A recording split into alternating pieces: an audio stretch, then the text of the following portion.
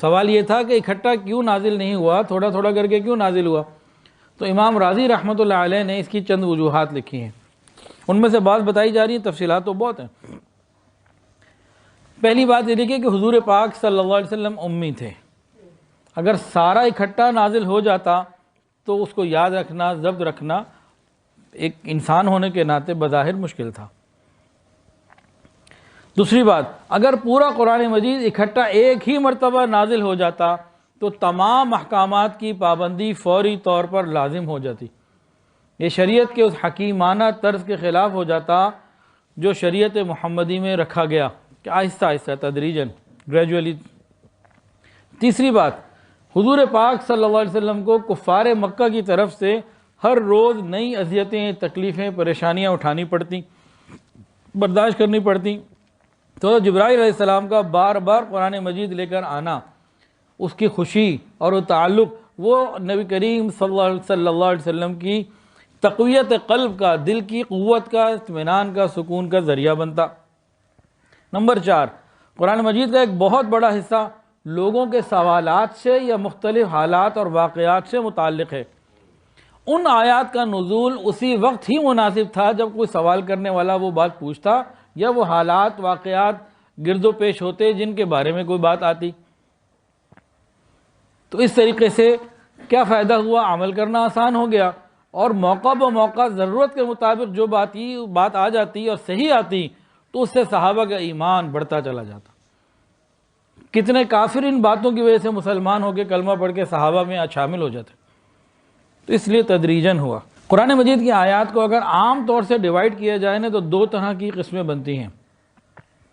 ایک قسم وہ بنتی ہے کہ اللہ رب العزت نے از خود اس کو نازل فرمایا، وہ کوئی واقعہ تھا یا کوئی حکم تھا یا جو بھی تھا، اللہ تعالیٰ نے از خود اس کو اپنی طرف سے نازل فرما دیا اپنی حکمت سے۔ اور دوسری آیات کی قسم وہ ہے کہ کوئی دنیا میں زمین کے اوپر اس کا کوئی سبب ہوتا، کوئی ریزن ہوتا، کوئی پیچھے واقعہ ہوتا، بیک اینڈ کے اوپر کوئی سوال پوچھنے والا آتا، کوئی بات ہوتی کہ اس کی وجہ سے وہ آیت نازل ہوتی۔ تو یہ دو طرح کی ہیں، ایک کیا ہے کہ اللہ نے نازل کر دیا آ گئی، اور ایک کیا ہے کہ نہیں، پیچھے کوئی زمین کے اوپر، گراؤنڈ کے اوپر کوئی ایسا واقعہ، کوئی حالات بنے کہ اس کے پس منظر میں وہ آئی۔ تو اس کو کیا کہتے ہیں بتائیں جی؟ شان نزول۔ کیا کہتے ہیں جی؟ شان نزول یا سبب نزول۔ ایسی بہت ساری آیات ہیں۔ ایک آیت ہے وَلَا تَنْكِحُوا الْمُشْرِكَاتِ حَتَّى يُؤْمِنْ، مشرک عورتوں سے نکاح نہ کرو جب تک وہ ایمان نہ لے آئیں، کیا تمہیں اچھی لگتی ہوں، کچھ بھی ہو، نہیں کر رہا ہوں۔ ہوا کیا تھا، ایک صحابی تھے حضرت مرثد ابن ابی مرثد رضی اللہ تعالیٰ عنہ، اسلام لانے سے پہلے ایک عورت تھی عناق اس کا نام تھا، ان کا اس سے رابطہ تھا۔ ایمان لانے کے بعد اس نے کہا جی مجھ سے رابطہ کرو، انہوں نے کہا نہیں میں تو نہیں کر سکتا، نکاح کر سکتا ہوں، نکاح کر لو، اور وہ بھی میں حضور سے پوچھ کے کروں گا۔ اس نے جب کہا، نبی کریم صلی اللہ علیہ وسلم سے پوچھا گیا تو اللہ تعالیٰ نے فرمایا کہ نہیں، مشرکہ سے نہیں ہو سکتا۔